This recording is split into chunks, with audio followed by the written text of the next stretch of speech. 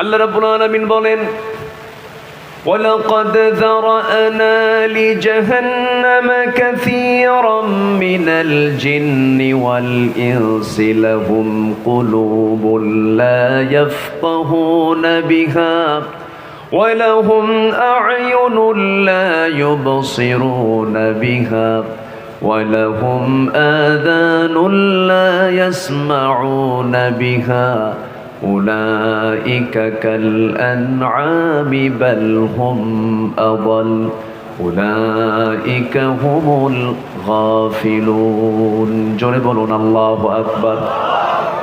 অধিকাংশ বান্দাকে আমি সৃষ্টি করেছি জাহান্নামের জন্য। হয়তো প্রশ্ন করবেন, আল্লাহ তো জানেনি আল্লাহ অধিকাংশকে জাহান্নামের জন্য সৃষ্টি করেছেন, দোষটাতে আমার দোষটা কি? আল্লাহ তো নিজেই জানেন আমি জাহান্নামে চলে যাব। কিন্তু না, প্রত্যেক শিক্ষক কিন্তু ক্লাসের সব ছাত্রের তথ্য জানেন, কোন ছাত্র ফেল করবে পাশ করবে এটা কিন্তু শিক্ষক জানেন। কিন্তু ছাত্র ফেল পাশের জন্য ব্যর্থতা শিক্ষকের না ছাত্রের? বলেন কার? ছাত্রের। আল্লাহ রাব্বুল আলামিন তো জানবেনই, তিনি তো ভবিষ্যতের মালিক, বর্তমানের মালিক, অতীতের মালিক। তিনি বলছেন অধিকাংশই জাহান্নামের সৃষ্টি জাহান্নামে চলে যাবে যাদের চোখ আছে দেখে না, যাদের কান আছে শোনে না, যাদের অন্তর আছে বোঝে না। এরা হলো চতুষ্পদ জন্তু, অথবা এর চাইতে নিকৃষ্ট। নাউযুবিল্লাহ। কার কথা? আসতে বলবেন না। কার কথা? আল্লাহর কথা। হাইরে বিড়ি খায় মানুষ, মাঝে মাঝে চিন্তা করে রমজান গেল, এই অভ্যাসটা কেউ ছাড়তে পারে না। আল্লাহ তো রমজান দিয়েছেন নেশা থেকে মুক্ত রাখার জন্য, এই রমজানটা দিয়েছেন। নেশা করো, রমজান মাসের একটা মাস ট্রেনিং নাও, নেশা মুক্ত তোমার জীবনটা গড়ো। কিন্তু সারাদিন রোজা ঠিকই থাকে, সকাল থেকে ইফতার পর্যন্ত কোনো সমস্যা নাই, ভালোই ছিল, কোনো ডিস্টার্ব নেই, কোনো গুতাগুতি নাই। কিন্তু ইফতার করি, দোকানদারের সামনে গিয়ে বলে মাথা কাজ করছে না, দাও টান একটা দিয়েই মরি। এরকম আছে না নাই বলেন? সুখ টান, আমাকে উনি বলতেছেন সুখ টান। কি দরকার? আমরা এই নেশার দিকে যাব না। জোরে বলি ইনশাআল্লাহ, জোরে বলি ইনশাআল্লাহ। আজকে এদেশের যুব সমাজকে নিয়ে আমার খুব আশঙ্কা হয়। একটা বিশাল সংখ্যক যুব সমাজ তারা অ্যাডিক্টেড, বিভিন্ন মাদকে তারা আসক্ত, এমনকি শিক্ষাঙ্গন পর্যন্ত এটা স্পর্শ করেছে। আমার ডান পাশে উনি সচেতন মানুষ, উনি এটাকে অবশ্যই ফিল করবেন এবং দায়িত্বশীল একজন মানুষ, তিনি এটাকে মাথায় নিয়ে জায়গা মতো বলবেন বলে আমি আশা করি ইনশাআল্লাহ। এই যুব সমাজকে ধ্বংস করার জন্য প্রতিবেশী, ধরুন মায়ানমার থেকে ইয়াবা এবং আমাদের প্রতিবেশী রাষ্ট্র থেকে বিভিন্ন ধরনের এই মাদকগুলো এত সহজলভ্য করে দেওয়া হয়েছে যে যুবকদের হাতে হাতে এগুলো অ্যাভেলেবেল হয়ে যাচ্ছে। আপনি কি চান আপনার ছেলে মাদকাসক্ত হয়ে ধ্বংস হয়ে যাক? আপনি কি চান? অতএব এই মাদকের ব্যাপারে আমাদের সবার সজাগ দৃষ্টি রাখার দরকার আছে না নাই? আসতে বলবেন না, আছে না নাই? মাদক সহ ধরা পড়ে, থানার ওসি বলেন মাদক সহ মাল সহ ধরেছি স্যার। ওইদিকে কিছু কথিত নেতা আছে, নেতা নামের তারা কলঙ্ক, যখন বলে মাল সহ ধরেছি, মাল সহ ছাইরা দে। এরকম আছে না নাই? আপনি কি জানেন আপনার সন্তানটাও সেই মাদকের একজন সদস্য হতে পারে? নিজের পায়ে কুড়াল মারবেন না। আজকে যুব সমাজ ধ্বংসের দিকে চলে যাচ্ছে। সচেতন হতে হবে, সজাগ থাকতে হবে। যুবক, জীবন একটা, সাজিয়ে নিতে হবে তোমার জীবনটাকে। কোরআনের আয়নায় তোমার চক্ষুটা একটু রাখো। এই আয়নায় চোখ রাখলে তুমি জান্নাত জাহান্নাম দুনিয়াতে বসেই দেখতে পাবে। বিবাহ পূর্ব কোনো নোংরামিতে যেও না, এর মধ্যে কোনো পরিতৃপ্তি নেই, মূল মজা তুমি এখানে পাবা না। বিয়ে পরবর্তী জীবনের আনন্দ পেতে হলে বিয়ে পূর্ব কোনো অবৈধ রিলেশন করা যাবে? আসতে বলবেন না, যাবে না। কিন্তু আজকে দুঃখজনক হলো সত্য, কিছু ধর্ষণের কথা আমাদের কানে আসে, ঠিক কিনা? কন আসতে কন কেন? এই যে ধর্ষণগুলো করা হচ্ছে, অপ্রীতিকর কিছু কিছু পরিবেশ তৈরি করা হচ্ছে, ক্ষমতার মিস ইউজও হচ্ছে এই জায়গায়। আমাদের সজাগ দৃষ্টি রাখতে হবে, আমাদের চোখ কান খোলা রাখতে হবে। যেখানে অন্যায় দেখব প্রতিরোধের প্রাচীর গড়ে তুলতে হবে। মুসলমান রাজি আছেন কারা কারা? হাত উঁচু করে দেখান।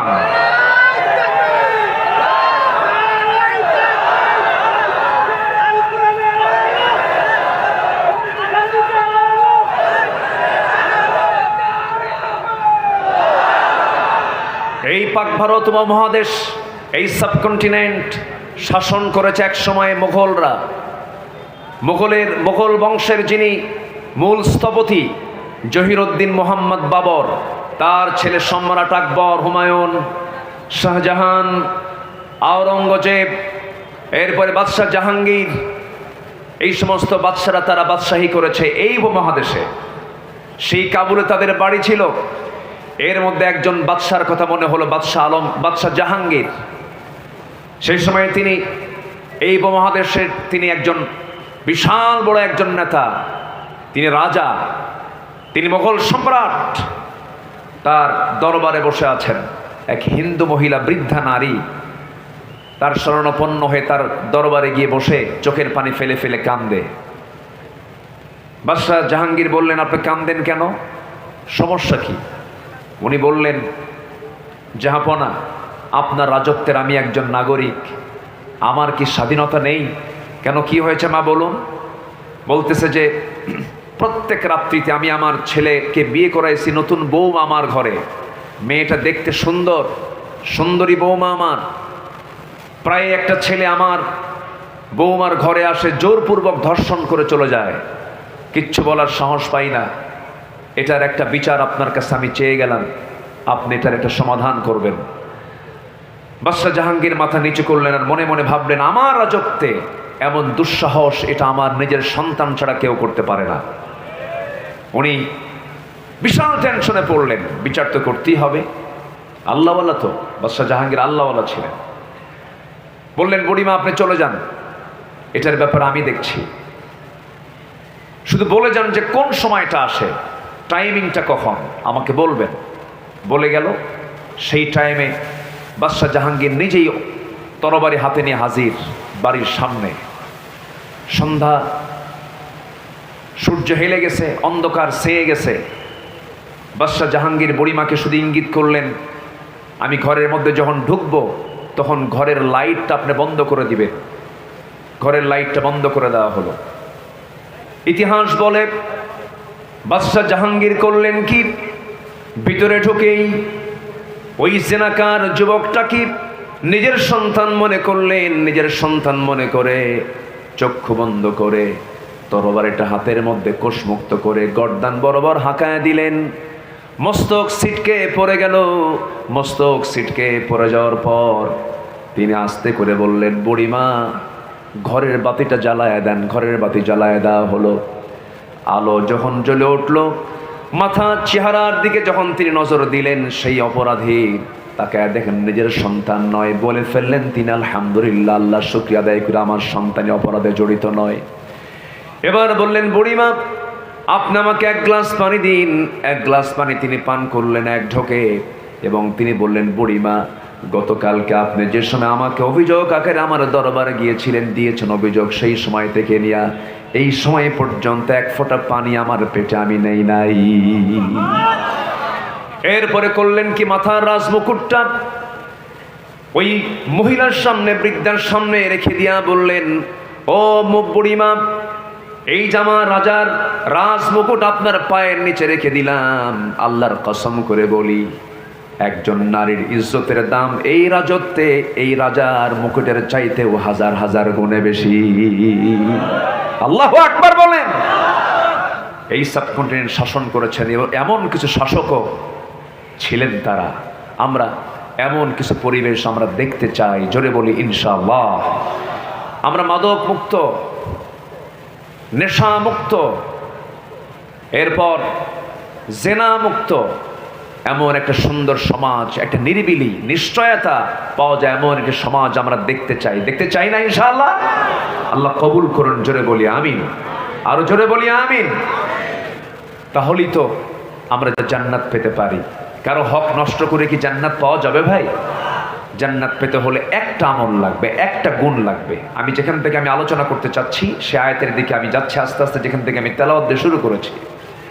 আল্লাহ রাব্বুল আলামিন সুন্দর করে বলেন, জান্নাতু আদনিন আল্লাতী ওয়া'আদার রাহমানু ইবাদাহু বিল গায়বি ইন্নাহু কানা ওয়া'দুহু মা'তিয়া لا يسمعون فيها لغوا إلا سلاما ولهم رزقهم فيها بكرة وعشيا تلك الجنة التي نورث من عبادنا من كان تقيا জোরে বলুন আল্লাহু আকবার।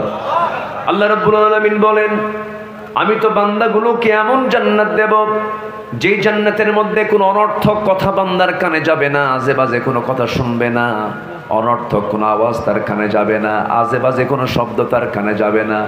এমন জান্নাত তাকে দেওয়া হবে, সকাল বিকাল তার জন্য রিজিক বরাদ্দ থাকবে, মন যা চাবে তাই সে জান্নাতের মধ্যে পেয়ে যাবে। যেরকম সুবহানাল্লাহ। ওয়ালাকুম ফিহা মা তাশতাহি আনফুসুকুম, তোমার মন যা চাবে তুমি তাই পাবে। দুনিয়াতে মানুষ বুড়ো হয়ে যায়, জান্নাতে কি বুড়ো হওয়ার কোনো সুযোগ আছে? আজ থেকে বুড়ো হওয়ার কোনো সুযোগ আছে?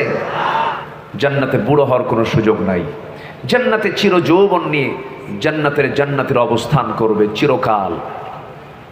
সেখানে আল্লাহ পাক জান্নাতের হুরদের সাথে জান্নাতীদের বিয়ে পড়ায় দিবেন। কি পড়ায় দিবেন বলেন? তাহলে বিয়ে বহির্ভূত কোনো সম্পর্ক কখনো বৈধ হতে পারে না। কিন্তু আজকের সমাজে আমি যদি একটা প্রশ্ন করি, বলুন তো বিয়ে সহজ না জেনা সহজ? বলেন বলেন। জেনাকেই উৎসাহ দেওয়া হয়, জেনাই যেন একটা সহজ রূপ নিয়েছে, এমনটা আমরা দৃশ্য আমরা দেখতে চাই না। আমরা জেনাকে কঠিন দেখতে চাই, বিয়েকে সহজ দেখতে চাই। কি ঠিক কিনা? ঠিক কিনা? যুবকরা আকাম কুকামে কখনো যাবা না। জান্নাতে যেতে হলে জেনা মুক্ত যৌবন তোমাকে ধরে রাখতে হবে। এর জন্য আল্লাহ পাক এই সূরার ভিতরে, এই কোরআনের ভিতরে একটা টোটাল সূরাই নাযিল করেছেন যুবকদের জন্য, সূরা ইউসুফ। সূরা কি? ইউসুফ। চরিত্র গড়তে চাও? সূরা ইউসুফ পড়ো। কোন সূরা পড়ো? সূরা ইউসুফটা তুমি সুন্দর করে পড়ো। সাইয়েদনা ইউসুফ আলাইহিস সালাতু ওয়াস সালামকে শ্রেষ্ঠ রূপ আল্লাহ পাক তাকে দান করেছিলেন। এটা ছিল তার জন্য বিশাল বড় একটা পরীক্ষা। সেই বিশাল পরীক্ষায় সাইয়েদনা ইউসুফ আলাইহিস সালাতু ওয়াস সালাম ফেল করেছেন না পাশ করেছেন? আসতে বলুন, ফেল করেছেন না পাশ করেছেন? পাশ করেছেন। সবার ইতিহাস কম বেশি জানা আছে। ইউসুফ আলাইহিস সালাতু ওয়াস সালাম কি ওই তৎকালীন দুনিয়ার সবচেয়ে সুন্দরী নারী যখন তাকে প্রেমের প্রস্তাব দিয়ে ফেলল, সেই সময় তিনি বলেন, ইন্নী আখাফুল্লাহ, আমি আল্লাহকে ভয় করি। এমনকি শেষ পর্যন্ত সেই ঘর থেকে নিজেকে রক্ষা করার জন্য যখন দৌড় মারা শুরু করে দিলেন, দরজাগুলো পটপট করে খুলে গেল। পিছন দিক থেকে তার কামিসুহু মিন দুবুরিন, জুব্বাটা টেনে ধরা হলো। শেষ পর্যন্ত মামলার রায় হয়ে গেল। ইউসুফ আলাইহিস সালাতু ওয়াস সালামকে জেলখানায় ঢুকানো হলো। তিনি হাসতে হাসতে জেলখানার দিকে চলে গেলেন। নির্দোষ একটা মানুষ কারাবন্দি করা হলো। কিন্তু মানুষকে হাসি দিতে দিতে ভিতরে যখন চলে যেতে লাগলেন, তাকে প্রশ্ন করা হলো, ইউসুফ, মানুষকে জেলখানায় যাওয়ার সময় হাসে নাকি? তিনি বললেন, জেলখানে আমার কাছে এই মুহূর্তে প্রিয়, কারণ জেলখানে অন্তত জুলাইখার ডিস্টার্ব থাকবে না। যেরকম সুবহানাল্লাহ। কিন্তু আল্লাহর কি কুদরত! ইউসুফ আলাইহিস সালাতু ওয়াস সালাম একদিকে জেলখানায় ঢুকলেন, আল্লাহ তাআলা তার সম্মান মর্যাদা বাড়ায় দিয়া খাদ্য মন্ত্রীর দায়িত্ব নিয়ে সে জেলখানা থেকে বের হয়ে গেলেন। আমার বন্ধুগণ, বিশেষ করে যুবকদেরকে বলি, আজকের মাহফিলে যুবকরা আসছো, যৌবনটাকে কাজে লাগাও। আল্লাহ রাব্বুল আলামিন 7 শ্রেণীকে আরশ আজিমের ছায়ায় জায়গা দিবেন। এর মধ্যে এক শ্রেণী হলো এক প্রকার যুবক, শাবুন নাশা ফি ইবাদাতিল্লাহ, যে যুবক তার যৌবনকালটাকে ইবাদতে কাটায় দেয়, আকাম কুকামে তার জীবনটা নষ্ট করে না, নেশায় যায় না, অবৈধ সম্পর্কে যায় না, ডিভাইস আসক্ত হয় না, কোনো মাস্টারবেশনে যায় না। এরপরে মোবাইল মাধ্যম দিয়া, ডিভাইস মাধ্যম দিয়া কত গুনার কাজ আজকে চলতেছে। জুয়া খেলে, ক্যাসিনো খেলে, মোবাইল দিয়ে এমন যুবক বুঝি সাতক্ষীরাতে নাই? আসতে বলবেন না, আছে না নাই? অনেক পরিবার আগুন ধরিয়ে দেয়, অনেক পরিবার আগুন ধরে গেছে। আমার পাশে চেয়ারম্যান মহোদয় বসে আছেন, উনি আমার আলোচনায় মনে হয় একটু সন্তুষ্ট হচ্ছেন, কারণ প্রায় প্রায় ওনারই দরবার করতে হয়, ঠিক কি না? এই যে সিচুয়েশনগুলো, যুবকরা নষ্ট করো না, জীবন তো একটা, সুন্দর করে সাজিয়ে নাও। নামাজ পড়তে হবে কন্টিনিউ। কয় ওয়াক্ত নামাজ? আসতে বলবেন না, কয় ওয়াক্ত নামাজ? 5 ওয়াক্ত নামাজটাকে কন্টিনিউ করবা। নাশায়া ফি ইবাদাতিল্লাহ, আল্লাহ তাআলা বলেন আমি তাকে আরশ আজিমের ছায়ায় জায়গা দেব সেদিন, যে যুবক তার যৌবনকালকে আমার ইবাদতে কাটায় দেয়। আল্লাহু আকবার বলেন। সম্মানিত ভাইয়েরা, সম্মানিত বন্ধুগণ, কিন্তু দুঃখজনক হলেও সত্য, গোটা পৃথিবীর দ্বিতীয় বৃহত্তম মুসলিম জনপদ বাংলাদেশ, 18 থেকে 20 কোটি মুসলমানের বসবাস, 4.5 লক্ষ মসজিদের দেশ বাংলাদেশ, কিন্তু দুঃখজনক ফজরের সময় মুসল্লি খুঁজে পাওয়া যায় না। মসজিদ, এত মসজিদ এখন আমার দেশে, ফজরের সময় জোহর, আসর, মাগরিব, এশায় যতটুকু হয়, ফজরে তার চাইতে কম হয়। অথচ মানুষ ফজরের সময় বাড়িতে বেশি ওয়েট করে থাকে। মানে তো বাড়িতে মানুষ বেশি থাকে হলো ফজরের সময়, আসে না। আজান হয়, আসসালাতু খায়রুম মিনান নাওম স্লোগান শোনে, কিন্তু মসজিদে হাজির হয় না। মসজিদে হাজির হয় মোট 5 জন, এর মধ্যে ইমাম 1 জন, মুয়াজ্জিন 1 জন, 2 জন তো বাদ গেলই, আর থাকলো 3 জন। এই 3 জনের সদস্য হচ্ছে 3 বুড়া মানুষ। যখন বলা হয় আপনারা বুড়া মানুষ, আপনারা মসজিদ আসছেন কেন? না আসলেও তো হতো, বাবা বুড়ি বেঁচে নাই, বুড়ি থাকলে আমরাও আসতাম না। এই হলো মসজিদের দশা। আমি পাঁচপাড়ার এই গ্রামের যুবকদেরকে আমি একটা দায়িত্ব দিয়ে যাব। যুবকরা, তোমরা যদি এই সিদ্ধান্ত নিতে পারো যে পাঁচপাড়ার গ্রামের যত যুবক আছে, যত প্রাপ্তবয়স্ক মুসল্লি আছে, মুসলমান আছে, প্রত্যেকে মসজিদে হাজির করার জন্য তোমরা দাওয়াতি কাজ করবে। আমি বলে যাচ্ছি, আজকের এই মাহফিল আমি হলফ করে বলে যাচ্ছি, যেদিন আপনি দেখতে পাবেন পাঁচপাড়ার মসজিদ জোহর, আসর, মাগরিব, এশার চাইতে ফজরের মুসল্লি বেশি হয়েছে, মসজিদ ভরে গেছে, আল্লাহর কসম সেই দিন থেকে এই গ্রামে কোনো মাদক, নেশা, জেনা, ব্যভিচার সব বন্ধ হয়ে গেছে, ঠিক কি না? কিন্তু নামাজই তো নাই, নামাজই তো পড়ে না। অথচ নামাজের গুরুত্ব কত। একজন সাহাবীর কথা মনে হলো এই মুহূর্তে, সাইয়েদনা ওমর ফারুক রাদিয়াল্লাহু তাআলা আনহু। নাম শুনছেন না সবাই? কয় নাম্বার খলিফা বলেন? কয় নাম্বার খলিফা? 2 নাম্বার খলিফা সাইয়েদনা ওমর ফারুক রাদিয়াল্লাহু তাআলা আনহু। নামাজের গুরুত্বটাকে একটু বুঝানোর জন্য আমি এই দিকে গেলাম। ওমর ফারুক রাদিয়াল্লাহু তাআলা আনহু সারা জীবন তিনি দোয়া করেছেন, আল্লাহুম্মা রযুকনি শাহাদাতান ফি সাবিলিক ওয়াজআল মাউতি ফি বালাদি রাসূলিক। আয় আল্লাহ তাআলা, তুমি আমাকে নবীর শহরে মৃত্যু দাও, আমাকে শহীদি মৃত্যু দান করো। এই দোয়াটা তিনি প্রায় প্রায় করতেন।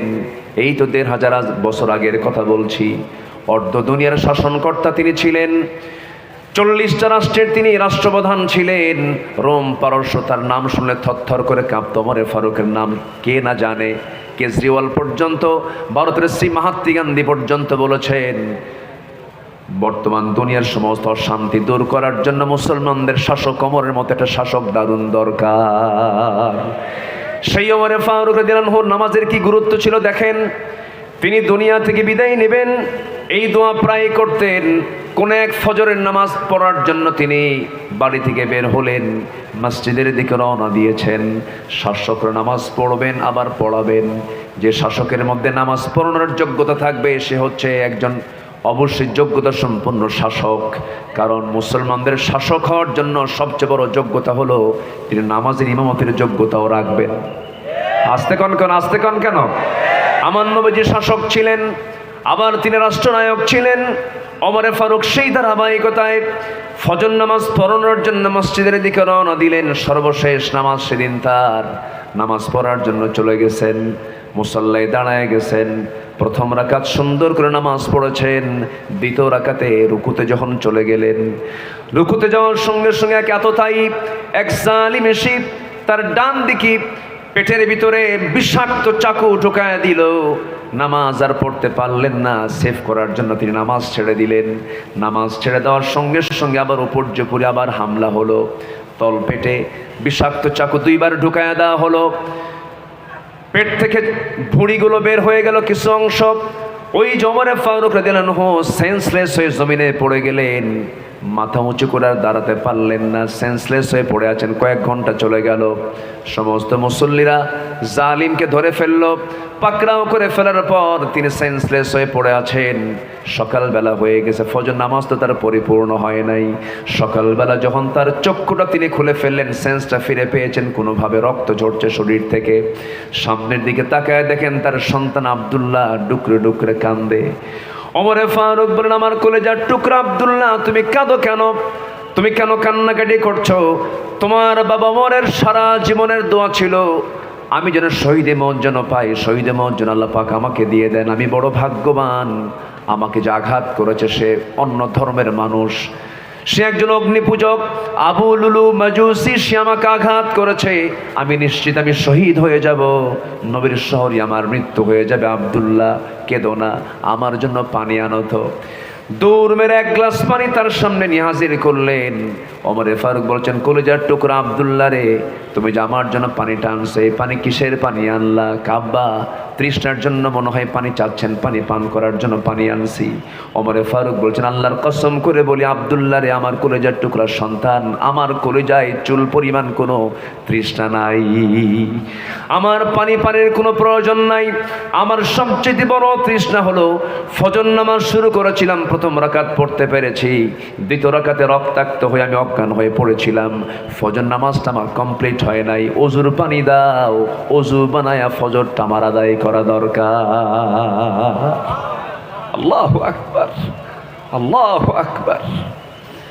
নামাজের মধ্যে তাদের কি মজা ছিল, নামাজের কি গুরুত্ব তাদের মাঝে ছিল। সঙ্গে সঙ্গে ওজুর পানি দেওয়া হলো। কিতাবে এসেছে ওজু বানালেন, ওজু বানায় নামাজে দাঁড়াবেন কেমনে, ভুঁড়িগুলো বাইরে বের হয়ে এসেছে। সন্তানকে ডাক দিয়ে বলে, সন্তান রে একটা গামছা দিয়ে দাও। গামছা দিয়ে তিনি পেট বাঁধলেন, ভুঁড়ি সহ পেট বাঁধলেন। নামাজে দাঁড়াবেন, দাঁড়িয়ে দাঁড়িয়ে নামাজ পড়বেন, কিন্তু শরীর থেকে রক্তগুলো গড়ে গড়ে দুর্বল হয়ে গেছেন, তিনি পারলেন না দাঁড়িয়ে।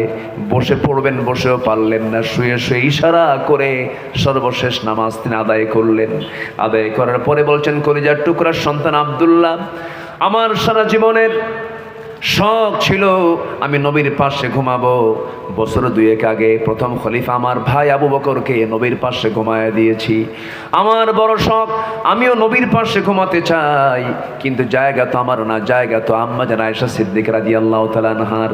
অতএব তুমি আমার পক্ষ থেকে তার দরজায় গিয়ে কড়া নেড়ে আমার প্রস্তাবটা দিয়ে আসো, যে বলো ওমর তার কাছে কবরের জায়গাটা ভিক্ষা চেয়েছে, একটু যে বলো।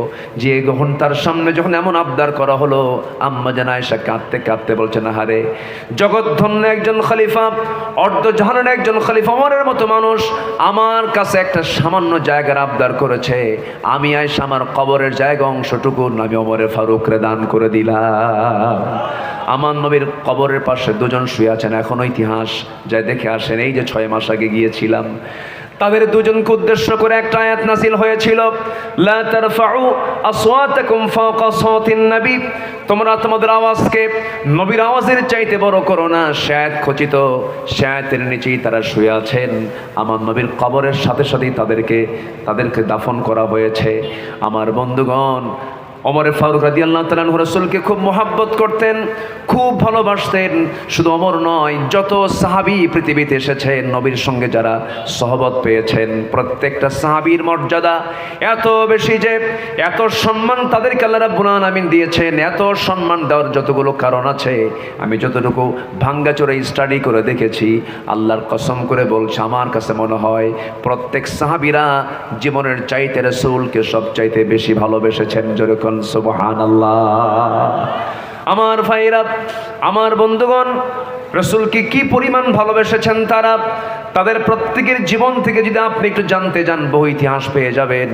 আমার বন্ধুগণ, আমি যে আয়াতটি তেলাওয়াত শুরু করেছিলাম, একটা আমল করলে পরে বান্দাকে জান্নাত দেওয়া হবে। কয়টা আমল করলে পরে বলেন? একটা আমল করলে পরে বান্দাকে জান্নাত দেওয়া হবে।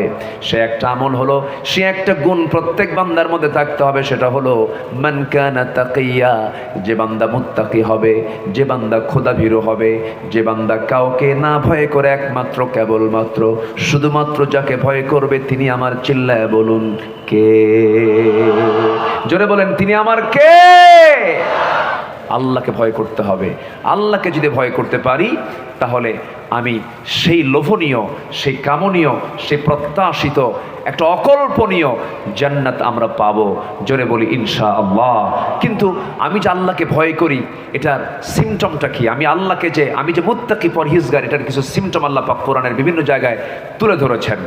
12টি পয়েন্টে আমি একটু বলতে চাচ্ছি। এবং আল্লাহ তাআলা সূরা কোরআন শুরু করেছেন মুত্তাকিদের গুণ দিয়ে। যারা পারেন আমার সঙ্গে ঠোঁট মিলিয়ে একটু বলবেন। সাতক্ষীরা মানুষ তো কোরআন হাদিসের সম্পর্কে তাদের নলেজ অন্য জেলার চাইতে একটু কম না বেশি? আস্তে আস্তে কয়, বলে একটু কম না বেশি? বলেন বেশি। মাশাআল্লাহ, অনেক বেশি, অনেক জেলার চাইতে ভালো। না, নোয়াখালী তো আছেই, নোয়াখালী তো ফার্স্ট। নোয়াখালীতে তো আলেমের ডিপো, এটা ঠিক আছে। নোয়াখালীতে ভালো লোকও আছে, আবার দুই একটা আবু জেহেলও আছে নাকি? দুই একটা আবু জেহেলও আছে। কারণ মুহাম্মদ সাল্লাল্লাহু আলাইহি ওয়াসাল্লাম যেখানে, আবু জেহেলও সেখানে। তবে ইলমের দিক থেকে নোয়াখালী, এটা সত্য, আমার হাবিব ভাইয়ের গবেষণা এটা ঠিক আছে। তবে দ্বীনের আমলের দিক থেকে, দ্বীনের কালচারের দিক থেকে সাতক্ষীরা কিন্তু পিছিয়ে নয়। বলি আলহামদুলিল্লাহ, জোরে বলি আলহামদুলিল্লাহ। সম্মানিত ভাইয়েরা, তাহলে মুত্তাকি, আমি যে মুত্তাকি আমি বুঝবো কেমনে? যেরকম সিমটমটা, ধরেন আপনি একটা ঘরের মধ্যে ঢুকেছেন, কিন্তু ঘরের মধ্যে ঢুকে দেখলেন এখানে গোবর, এখানে গোবর, এখানে গোবর, এখানে গোবর। আপনি ভাববেন কি এটা কি মানুষের ঘর না গরুর ঘর? বলেন বলেন, কিসের ঘর? আপনি কোথাও ধোঁয়া উঠতে দেখতেছেন, ধোঁয়া যদি দেখেন তখন আপনি ভাববেন কি এর নিচে কি আছে? বলেন বলেন, কি আছে? আগুন আছে। তো আমি যে মুমিন, আমি যে মুত্তাকি, আমি যে খোদাভীরু, আমি যে আল্লাহওয়ালা, এর কিছু সিমটম আমার আপনার মধ্যে থাকতে হবে। সেই সিমটমগুলো কি কি থাকা দরকার? আল্লাহ তাআলা কোরআনে কারীমের বিভিন্ন পাতায় পাতায় বিভিন্নভাবে বলেছেন। এর মধ্যে 1 নম্বর হলো অদৃশ্যে আমরা আল্লাহকে ভয় করব। আমরা আল্লাহকে ভয় করি দেখে না না দেখে? আসতে বলবেন না, দেখে না না দেখে? না দেখে। পৃথিবীতে সব দেখি আমরা বিশ্বাস করি অথবা ভয় করি, যেটাই করি। কিন্তু আমার আল্লাহ, আমার রব, আমি তাকে ভয় করি হলো দেখে না না দেখে? বলেন দেখে না না দেখে? অনেকে বলে যা দেখি না বিশ্বাস করি না, আনসিন ইজ নাথিং। এরকম চেতনার লোক আমার দেশে আছে না নাই? এই বিভাগেও আছে। যাদের কনসেপ্ট হচ্ছে আনসিন ইজ নাথিং, যা দেখা যায় না তা বিশ্বাস করা যায় না, ওই নেতৃত্ব আমরা মানতে চাই না, ঠিক কিনা? অবশ্যই আল্লাহকে না দেখে বিশ্বাস করতে হবে। কারণ আল্লাহর অনেক সৃষ্টি আছে আমরা দেখতে পাই না। যেরকম বিদ্যুৎ দেখতে পাই না, আমরা বিশ্বাস করি। আমরা ইথারকে দেখতে পাই না, বিশ্বাস করি। আমরা বাতাসকে দেখতে পাই না, বিশ্বাস করি। তাহলে আল্লাহর সৃষ্টি দেখতে পাই না, আমরা আল্লাহকে এই চর্মচক্ষু দিয়ে দুনিয়াতে দেখতে পাবো না, আমরা জান্নাতে দেখতে পাবো। জোরে বলি ইনশাআল্লাহ। আমরা দেখতে পাবো কোথায়? জান্নাতে দেখতে পাবো। সম্মানিত ভাইয়েরা, আল্লাহকে না দেখে ভয় করতে হবে। একজন ইমামের কথা মনে হলো, ইমাম শাফিঈ। ইমাম মোট 4 জন। বলেন তো কয়জন বড় ইমাম? 4 জনের মধ্যে ইমাম শাফিঈ একজন ইমাম। উনি যখন 7 বছরের ছোট্ট শিশু, শিক্ষার্থী, মাদ্রাসায় পড়াশোনা করেন, ওস্তাদ ক্লাসের মধ্যে ঢুকে 2 হাত ভর্তি খোরমা নিয়ে ঢুকলেন। সব ছাত্রের হাতে একটা করে খোরমা দিলেন। খোরমা দিয়ে বললেন, ছাত্ররা শোনো, এই খোরমাগুলো তোমাদের হাতে হাতে দিলাম, আগামীকালকে তোমাদের কাছে এসে খোঁজ নেব খোরমাগুলো কি করেছো। আমি তোমাদেরকে দায়িত্ব দিলাম, খোরমাগুলো এমন জায়গায় লুকায় রাখবে যেন কোথাও থেকে সহজে না বের হয়, এমনভাবে লুকায় রাখবা তোমরা যেন না বের করা যায়। আচ্ছা ওস্তাদ, আমরা এই কাজটা করব। সবাইকে দায়িত্ব দিয়ে পরের দিন আবার চলে আসলেন ক্লাস নেওয়ার জন্য। ওস্তাদ বললেন, কে কে লুকায় রেখেছে? সবাই হাত তুলেছে, কিন্তু একজন ছোট্ট শিক্ষার্থী হাত তুলে নাই, তার নাম হইল ইমাম শাফি রাহিমাহুল্লাহ। হাত তুললেন না তিনি। এবার বলছেন, শাফি তুমি হাত তুললে না কেন? তুমি কি খোরমাটা লুকায় রাখো নাই? ইমাম শাফি বলছেন, ওস্তাদ আল্লাহর কসম করে বলি, আপনি আমাকে দায়িত্ব দিয়েছেন, আমি আপনাকে অবহেলা করি নাই, কিন্তু আমি খোরমাটা রাখার জন্য, লুকায় রাখার জন্য পৃথিবীর এমন কোনো জায়গা নাই যে জায়গাটা পাবো, যে জায়গায় আমার আল্লাহ দেখেন না, আমার আল্লাহ জানেন না। আমার আল্লাহর কাছে কোনো গোপন নাই, প্রকাশ্য নাই, সব জায়গায় তিনি দেখেন। অতএব যে আল্লাহর কাছে কোনো কিছু গোপন করে রাখার কোনো সুযোগ নাই, সেই জমিন আমি কোথাও খোরমা রাখার জায়গা পাই নাই। শাফির ওস্তাদ বললেন, বুঝতে পেরেছি, আমার এতগুলো ছাত্রের মধ্যে একটা ছাত্রী পেয়েছে আল্লাহওয়ালা, সেটা হচ্ছে আমার শাফি, সে বড় আলেম হবে। আল্লাহু আকবার বলেন। তাহলে আমার আল্লাহর কাছে কোনো আড়াল আছে? বলেন, কোনো আড়াল আছে? আমরা আকাম কুকাম যেটাই যদি করার চিন্তা করি, কিন্তু আমার আল্লাহর কাছে কি আড়াল হওয়ার কোনো সুযোগ আছে? না। আমার আল্লাহকে ভয় করব হলো এমনভাবে, অদৃশ্যে তিনি আমাকে দেখেন, অদৃশ্য থেকে তিনি আমাকে অবজার্ভ করেন, তাহলেই আমি খোদা ভীরু হতে পারবো। নাম্বার 2 হচ্ছে হালাল হারামের সূক্ষ্ম সীমারেখা রক্ষা করে চলা। জীবনের সকল জায়গায় কোনটা হালাল কোনটা হারাম, এটাকে আমার অবশ্যই বাছ বিচার করে চলতে হবে। একই ব্যক্তি মাহফিল কমিটির সভাপতি, আবার একই ব্যক্তি যাত্রা কমিটির সভাপতি। আসতে বলবেন না, আছে না নাই? একই ব্যক্তি 5 ওয়াক্ত নামাজ পড়ে, আবার উনি সুদের কারবার করে। সুদখোর নামাজি মনে হয় সাতক্ষীরাতে নাই। আপনারা উঠতেছেন কেন? এই যে ভাই, অনেক রাত হয়েছে মনে হয়, একটু বসেন, একটু বসেন, আমাকে একটু সময় দেন, আমাকে একটু সময় দেন সম্মানিত ভাইয়েরা। তাহলে সুদখোর নামাজি, বলেন তো এই নামাজের কোনো পুরস্কার কি আল্লাহর আদালতে আছে? আসতে বলবেন না, আছে? নাই। আমার বন্ধুগণ, হজ করে আসছে, হাজিনা বললে মন খারাপ করে। হাজিনা বললে কি করে? মন খারাপ করে। কিন্তু উনি সুদ খান, ওনার নামের আগে সুদখোর অমুক লিখতে সমস্যা কোথায়? কিন্তু উনি জানেন যে সুদ খাওয়া অপরাধ, সুদখোর এটা কোনো গুণ নয়, এরপর তিনি সুদের কারবার করেন। এরকম বহু নামাজি আমার দেশে আছে। সুদের সঙ্গে যার সম্পর্ক থাকবে, তার কোনো ইবাদত কবুল করবেন না যিনি, তিনি আমার কে? কিন্তু সুদের সঙ্গে আমরা যদি ডিরেক্ট, অনেকে সুদ নাও খাই, প্রত্যক্ষ এবং পরোক্ষভাবে সুদের সঙ্গে সম্পৃক্ততা সবার আছে না নাই? আসতে বলবেন না, আছে না নাই? আছে। তাহলে সুদ এটা 1000 বছর ওয়াজ করে বন্ধ হবে না। জেনা 1000 বছর বন্ধ করে ওয়াজ বন্ধ, জেনা বন্ধ হবে না, সুদ বন্ধ হবে না, মদের দোকান 1000 বছর ওয়াজ করে বন্ধ হবে না। তাহলে আপনি যদি আমাকে প্রশ্ন করেন, হুজুর আপনি ওয়াজ করতে আসছেন সাতক্ষীরা, আপনাকে প্রশ্ন করি, সুদ ওয়াজ করে বন্ধ হবে না, জেনা ওয়াজ করে বন্ধ হবে না, মদ ওয়াজ করে বন্ধ হবে না, তাহলে কিভাবে রাসূল এগুলোকে বন্ধ করেছেন? এগুলোকে বন্ধ করার জন্য নবীজির পন্থা যদি অবলম্বন করতে হয়, কথা একটাই, জমিন আইন প্রতিষ্ঠা করতে হবে একমাত্র আল্লাহ তাআলার। রাজি আছেন কারা কারা? হাত উঁচু করে মুসলমানরা দেখান।